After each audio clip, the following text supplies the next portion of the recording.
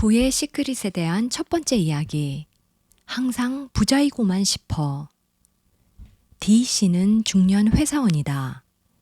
자기 자신이 평범한 삶을 살고 있다고 여기는 그의 일상은 사실 무미건조하다. 그럴 수밖에 없는 것이 사실 그의 삶은 큰 이슈 한 번 없이 흘러왔다. 활력 있는 삶을 살아본 적이 없었던 그이기에 큰 사건이 있었다 하더라도 미처 알지 못하고 넘어간 적도 많았다. 그런데 나이가 40대 중반으로 접어들어감에 따라 D씨의 마음속에서도 미래에 대한 불안감이 싹트기 시작했다. 주위 사람들은 회사에서 받는 월급만으로는 안 된다고 다들 재테크니 투자니 하면서 분주하게 움직이고 있었다.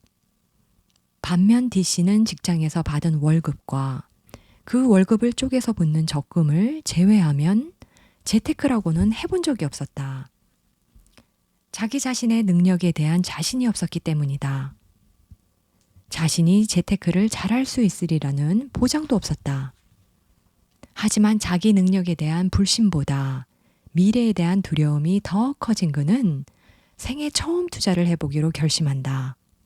문외 아닌 주식보다는 그래도 나을 것이라 여겼던 부동산 투자에 손을 댄 것이다. D씨는 모든 예금을 털어 처음으로 부동산 투자를 시작했고 그 결과 투자금의 30%를 손해보게 되었다.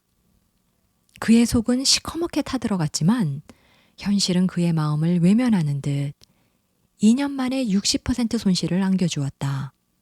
무엇이 문제였을까? 이제부터 어떤 관념들이 D씨의 현실을 만들어냈는지 분석해보자. 카밀로, 당신은 돈에 대해 전반적으로 어떤 인상을 가지고 있나요? D씨, 질문이 이해가 잘 안 되네요. 전반적인 인상이라니? 그런 건 평소에도 한 번도 생각해보지 않았습니다. 카밀로, 그럼 질문을 바꿔봅시다. 돈이 없으면 당신의 삶이 어떻게 될 것 같습니까? D씨, 돈이 있으면 왕우장상이 부럽지 않고 돈이 없으면 시체라고 생각합니다. 그래서 돈이 없으면 불안하고 두렵습니다. 의미심장한 대화이다.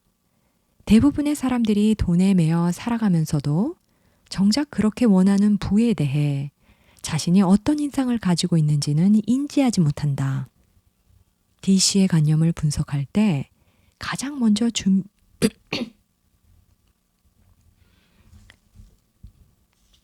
D씨의 관념을 분석할 때 가장 먼저 주목했던 요소는 그가 가지고 있는 부에 대한 이미지였다. 아니나 다를까. 그가 가지고 있는 부에 대한 전반적인 이미지는 두려움의 대상이었다. 그렇다면 그는 어느 정도로 부가 두려운 걸까? D씨는 이 각박한 세상에서 돈이 있으면 왕이고 돈이 없으면 시체와 다를 바 없다고 당연하게 느낄 정도로 부를 두려워하고 있었다. 역설적인 상황이다. 부를 얻길 바라면서도 그것을 두려워하고 있으니 말이다. 이는 사실 대부분의 사람에게 있는 심리다. 부를 원하지만 원하는 이유가 두려움 때문인 심리 말이다. 대부분의 경제적 문제가 바로 여기에서 시작된다. 부가 두려움의 대상이 되어버리면 자기 자신에 대한 이미지와 관념은 자동적으로 결핍에 초점이 맞추어진다. 스스로를 경제적으로 결핍된 존재로 규정하는 것이다. 이 사실을 쉽게 인지하지 못하는 이유는 이것이 표면의 마음으로 의식하지 못하는 무의식 영역에서 일어나는 자기 규정이기 때문이다. 표면 의식은 심층 의식에서 받아들여진 관념들을 최종 형태로 체험하는 의식층이다. 그렇기에 표면 의식에 머물러 있는 상태에서는 심층 의식 안에는 무슨 일이 일어나고 있는지 알 수 없다. 어찌 보면 표면 의식은 일어난 사건에서 발생하는 생각과 감정의 사후 처리에 시달리는 안쓰러운 의식층이다. 이제 보다 근본적인 문제에 대해 이야기해보자. 어째서 부에 대한 두려움이 일어나는 걸까? 아니, 그보다 먼저 부는 무엇일까? D씨와의 대화를 살펴보자. 카밀로, 당신이 두려워하는 그 부가 뭐라고 생각하나요? D씨, 부요? 그야 돈 아닌가요? 카밀로, 돈은 부를 표상하는 한 모습입니다. 돈이 부의 전부가 될 수는 없지요. 당신에게 있어 부라는 것이 무엇인지 조금 더 명료하게 정의해 보세요. D씨, 듣고 보니 그렇네요. 분명 부를 원하긴 하는데 막상 그것에 대해 뚜렷한 정의를 갖고 있지 않아요. 많은 사람들이 부를 추구하고 있지만 부가 무엇인지 명확히 정의 내릴 수 있는 사람은 그리 많지 않다. 먼저 부가 무엇인지 알아야 그것을 추구하든 멀리하든 할 것 아닌가? 부에 대해 알아보려면 반드시 그것의 상대적 개념인 궁핍을 알아야만 한다. 서로가 서로의 비교 대상이 되어주기 때문이다. 이 상대적인 개념들은 함께 바라볼 때 그 의미가 명확해진다. 먼저 부의 사전적인 정의는 가치 있는 물질적 소유물 또는 가치의 풍요이다. 반면에 이에 대비되는 개념인 궁핍은 최소한의 인간다운 삶을 영위하는 데 필요한 물적 자원이 부족한 상태를 가리키는 용어이다. 사전적 의미로만 보면 부와 궁핍이 물적 자원에만 한정된 듯 말하고 있지만 사실 이러한 개념들이 물질적 차원에만 국한되는 것은 아니다.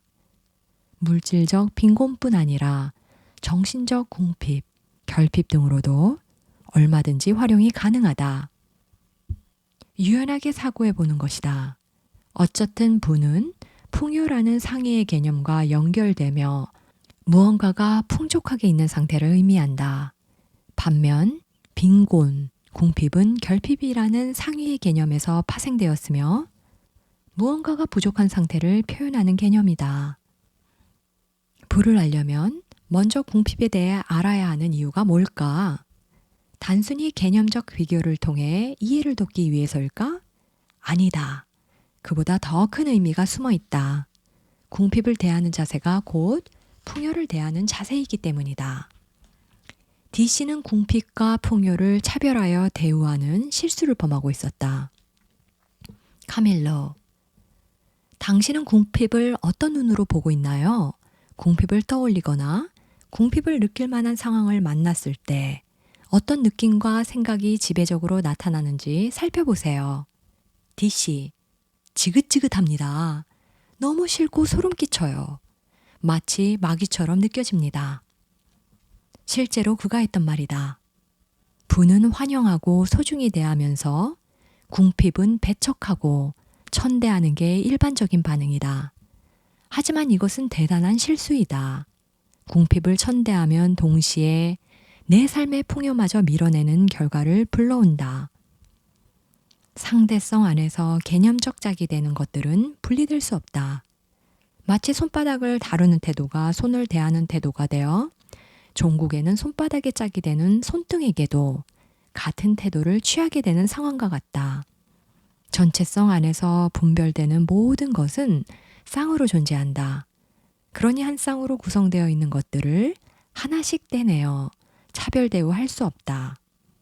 내 삶에 나타난 결핍과 궁핍을 대하는 자세가 곧 내 삶에서 나타날 수 있는 모든 형태의 풍요와 부를 대하는 자세이다. 하지만 진짜 문제는 부시크릿이 단순히 부에 대한 인상을 달리하고 마음을 고쳐먹는 정도로 끝나는 게 아니라는 것이다. 삶을 바라보는 관점과 문제를 대하는 자세 자체가 근본적으로 변해야 한다. 인간의 삶은 문제의 연속이라 해도 과언이 아니다. 물론 개개인의 수양에 따라 문제를 문제로 대하는 정도와 그 대처 방식이 다르겠지만 문제를 겪지 않는 삶은 없다고 봐도 무방하다. 이처럼 문제로 여겨지는 사건들은 우리 삶의 도처에 널려 있다. 이와 같은 수많은 사건, 상황들을 단지 드러난 모습, 그대로인 문제로서만 받아들이는 마음은 지혜의 궁핍이라고 할 수 있다. 카밀로, 당신은 지금 당신이 처해 있는 경제적 궁핍을 큰 문제라고 여기고 있나요? D씨, 어떻게 문제가 아닐 수 있겠어요? 이 나이에 모아둔 돈을 전부 쏟아부었단 말입니다. 그런데 상황이 이 지경이 되었습니다. 큰 문제로 느끼지 않는다면 더 이상한 것 아닙니까? 그렇지 않다. 문제라고 느껴지는 그 상황 자체는 전혀 문제가 없다. 현실의 상황이라는 것은 모두 그럴 만한 원인과 조건들이 모여서 그럴 만한 결과로 출력된 값일 뿐이다. 오히려 상황을 바라보는 시선과 마음가짐에서 진짜 문제가 발생한다. 문제를 문제로 받아들이는 마음을 잘 들여다보라. 그 마음을 잘 살펴보면 현실의 상황을 문제로 여길 때 자신이 그 반대편에 존재하는 문제가 해결된 상태를 은연중에 배제하고 있다는 사실을 알게 될 것이다. 당신은 놀라울 정도로 자연스럽게 삶 속에서 일어난 문제를 해결 방안이 없는 절대적으로 불운한 사건으로 여기고 있다. 설령 문제와 해결의 상대성을 인정한다 해도 그 문제를 해결하는 과정을 고단하기 그지없는 가시밭길로 여기고 있을 것이다. 좋은 것은 환영이고 나쁜 것은 배척하는 마음이 작용한 결과이다. 카밀로, 당신의 삶이 어때야 마음이 편안하겠습니까? D씨, 솔직히 말하면 항상 좋은 일만 가득했으면 좋겠습니다.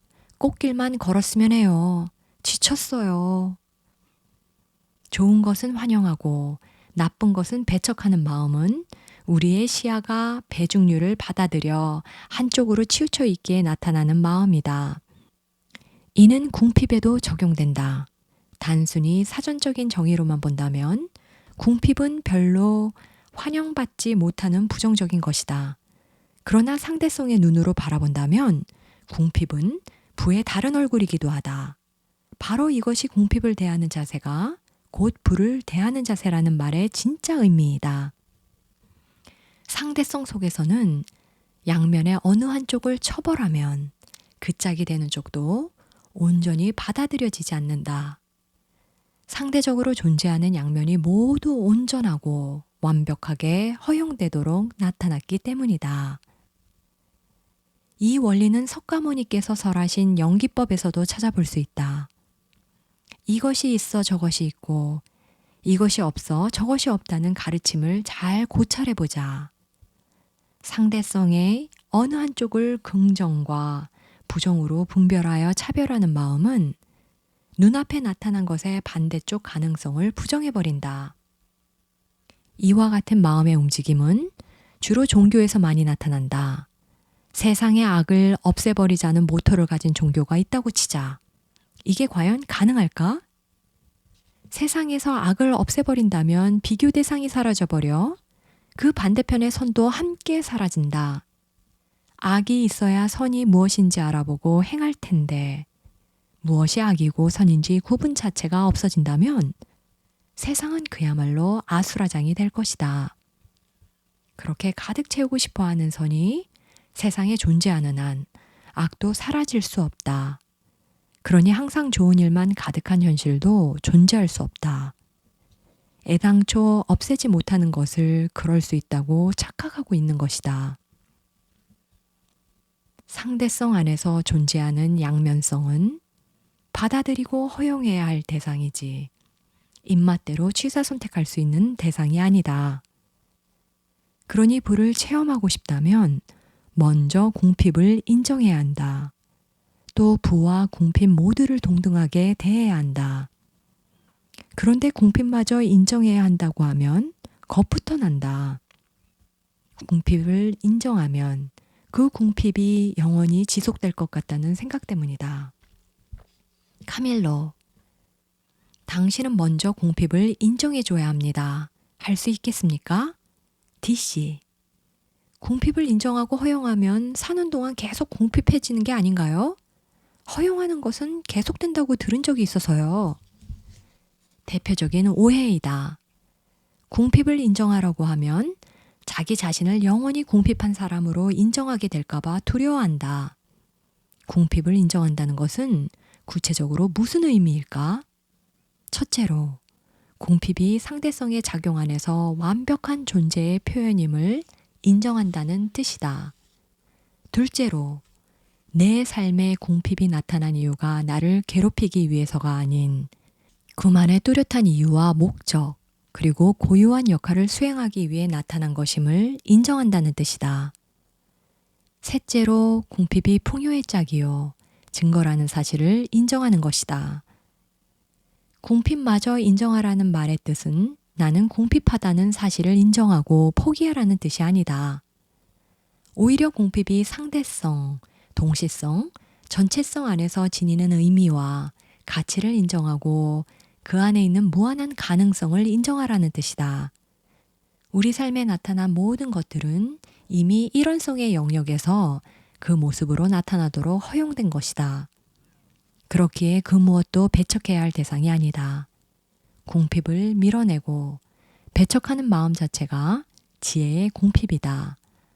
탐, 진, 치, 탐욕, 분노, 어리석음에 해당하는 부정성, 특히나 치에 해당하는 부정성인 것이다. 부를 소중히 대하고 아끼듯이 궁핍한 내 현실에도 그러한 마음을 가져야 한다. 궁핍한 나라고 하여도 결국 나의 표현이 아닌가? 그렇다면 궁핍은 나를 표현하는 소중한 통로인 것이다. 궁핍마저도 기꺼이 허용하고 품어안는 마음의 풍요가 생기면 부의 순환 회로도 풍성해진다. 이를 통해 내가 애타게 추구하고 있는 부에 대한 전반적인 이미지, 주도적인 정서와 관점도 변해간다. 예수께서 남기신 명언 중에 원수를 사랑하라는 말씀이 있다.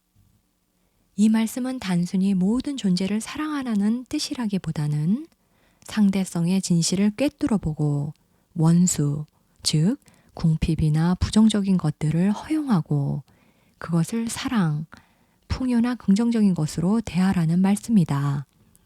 이처럼 상대적으로 존재하는 모든 요소들에 대한 허용, 사랑과 감사, 만족이 모든 현실 창조의 근본적인 자세이다. 궁핍을 드러난 그대로 비참함으로 받아들이면, 그리고 그것에 대한 반발로 소망을 품게 되면 그 소망은 반의도로 작용하게 된다. 대씨는 경제적 풍요를 원했고 그것을 이루는 수단으로 부동산을 선택해 자산을 불리려고 했다.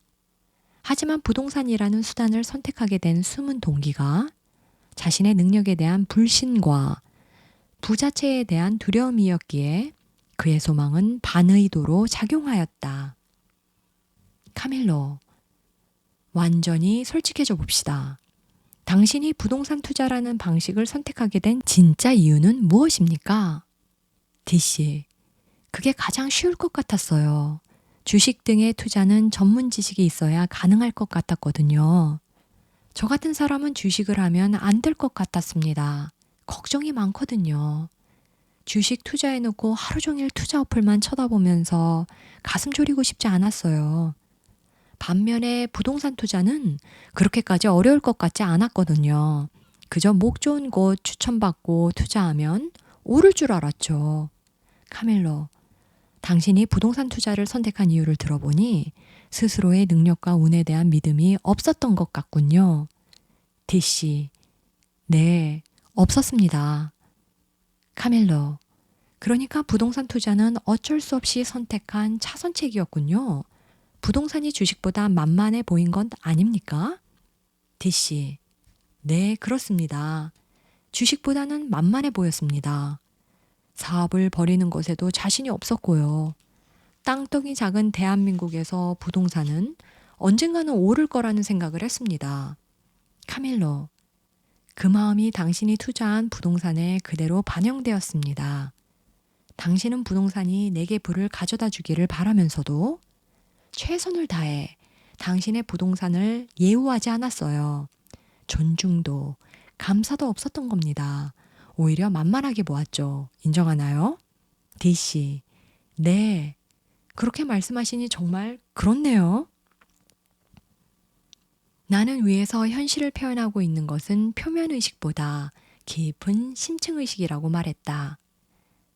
그 심층의식에서 나의 현실로 인정하고 받아들여 나타난 것이 궁핍한 현실이라면 궁핍한 현실 그 자체는 아무런 죄가 없다. 심층 의식에서 입력된 값이 표면 의식이 체험하는 현실 트랙으로 출력된 것일 뿐이다. 하지만 우리에게는 이런 상황을 자신에게 불리하다고 느끼고 반발하는 어떤 자아, 내면 아이가 있다. 그리고 이 자아의 저항에 의해 나타난 표면적인 소망에는 지금 여기 주어진 현실에 대한 배척이 내재되어 있다. 당신의 그 아름다워 보이는 소망 자체가 결핍에 뿌리를 둔 부정성의 표현이라는 뜻이다. 표면 의식의 소망 자체에 내재되어 있는 결핍을 승화시키지 않으면 그 소망은 탐진치 쪽으로만 굴러가게 된다. 소위 말하는 역노력의 법칙. 그러니까 노력하면 할수록 결과가 안 나오는 현상이 생기는 이유도 이 강력한 집착 에너지가 그 소망에 내재된 부정적인 속성을 증폭시키기 때문이다. 자, 그럼 어디서부터 시작해야 할까? 먼저 첫 번째, 풍요를 일으켜야 한다. 카밀로, 당신은 지금의 결핍된 경제 상황이 결국 스스로에 대한 규정으로부터 나왔음을 인정할 수 있나요? D씨, 내 삶을 이렇게 만든 것이 실은 나 자신이었다는 사실을 인정하라는 말인가요? 카밀로, 그렇습니다.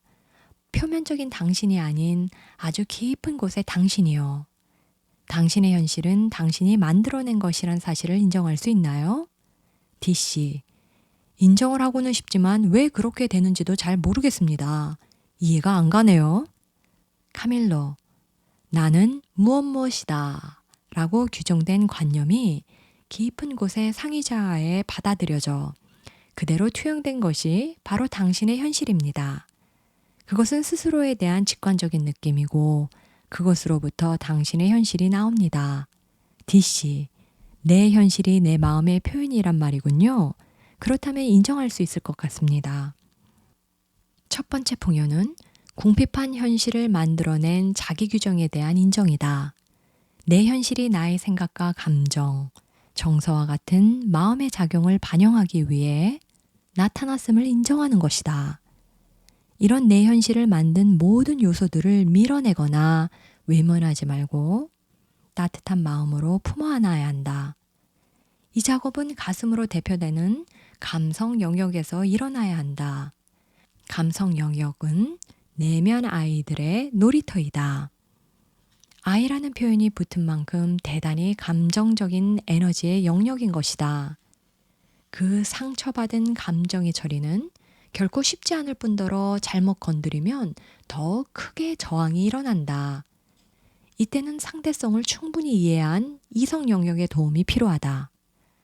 이성적 사유는 합리적인 웅변으로 내면 아이들을 납득시키는 힘이 있다.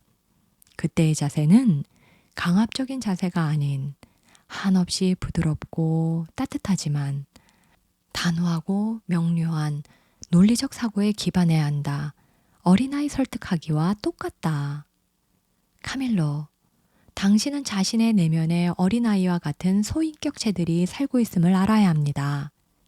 다양한 생각, 감정, 느낌들이 인격을 가지고 있다고 생각하면 편할 겁니다. 그들이 내 현실의 많은 것을 결정합니다. 그들을 설득시켜야 합니다. 할 수 있겠죠? D씨, 제 가슴속 부정적인 감정들을 비롯한 내면 작용들을 설득해야 한다는 말인가요? 카밀로, 정정할게요. 무조건적인 설득이라기보다는 그들의 이야기를 들어주고 공감하며 이치를 사유해 납득시키는 것입니다. 이 설득 작업이 결실을 맺으면 궁핍을 적대적으로 바라보는 시선이 변하기 시작한다.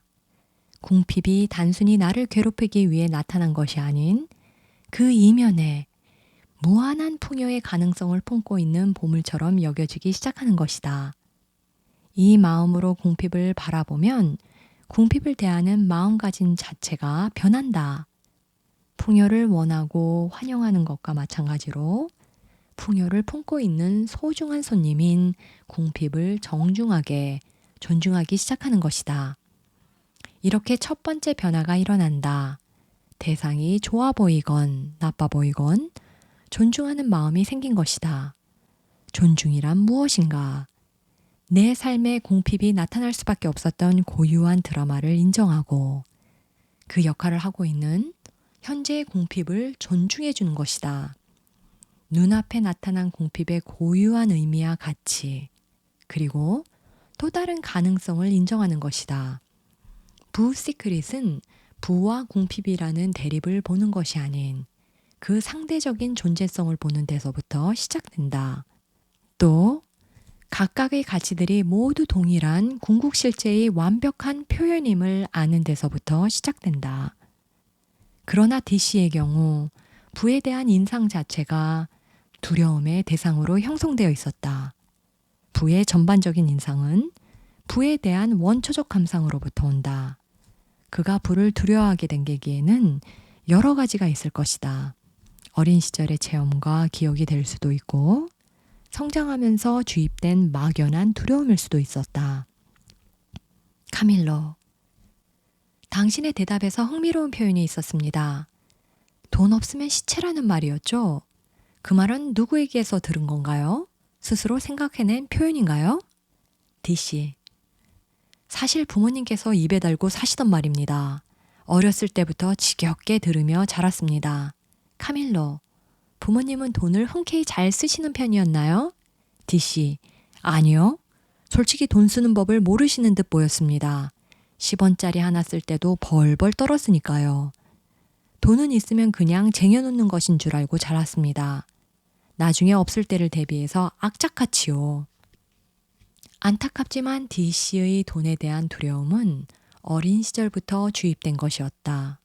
10원짜리 하나 쓸 때도 벌벌 떨며 썼다는 그의 부모님은 돈을 두려워했다.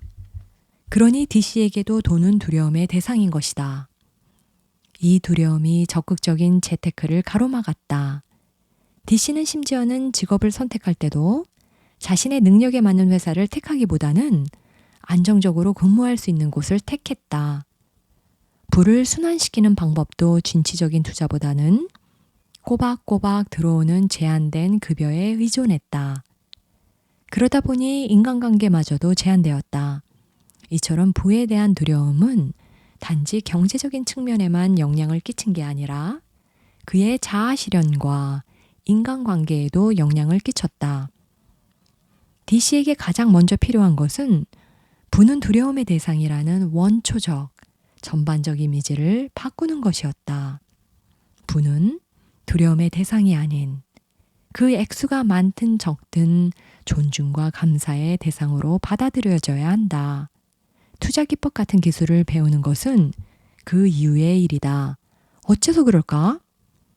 부가 두려움의 대상으로 느껴진다면 재테크의 성공에 재산이 불어난다 하더라도 치명적인 마음이 생겨난다. 바로 지금 내가 소유한 그 부를 믿을 수 없는 마음이다. 더불어 미래에 소유하게 될 부도 인정할 수 없게 된다.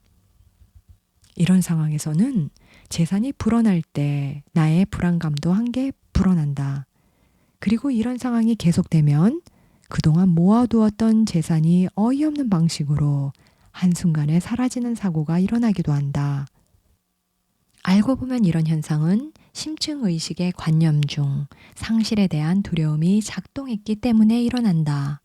이 관념 또한 부에 대한 두려움과 같은 부정적인 측면에 의식의 초점이 맞추어져 있을 때 극대화된다. DC는 생애 처음으로 큰 용기를 내서 투자를 시작했다. 그러나 마음속으로는 자신의 능력과 부를 믿지 못했고 부를 두려워했다. 그는 항상 불안했으며 그런 마음이 투자 실패라는 현실로 드러났다. 스스로 이런 현실을 만들었다는 사실을 DC가 뼈저리게 인정하게 되기까지는 2년에 가까운 시간이 걸렸다. 그 후 어떤 변화가 일어났을까? 궁핍에 대한 인상과 부에 대한 인상을 바꾼 것만으로 그의 투자는 수익을 내기 시작했다. 이전에는 상상조차 할 수 없었던 기묘한 인연들이 만들어지며 드라마틱하게 경제 상황이 반전되기 시작한 것이다. 1년 넘게 비어있던 그의 오피스텔에 알맞은 조건의 세입자가 들어오고 부동산 관련 법까지 그의 상황에 유리하게 개정되며 그의 투자는 흑자로 돌아서기 시작했다. 그러나 이런 변화에 너무 들뜨면 안 된다. 부와 궁핍에 대한 인상을 바꾸고 그들을 한결같은 마음으로 존중하는 마음은 말 그대로 부 시크릿의 시작에 불과하기 때문이다. 마음 깊은 곳에는 해결해야 하는 수많은 관념들이 여전히 단단히 매듭지어져 있음을 알아야 한다. 잘 들어주셔서 감사합니다.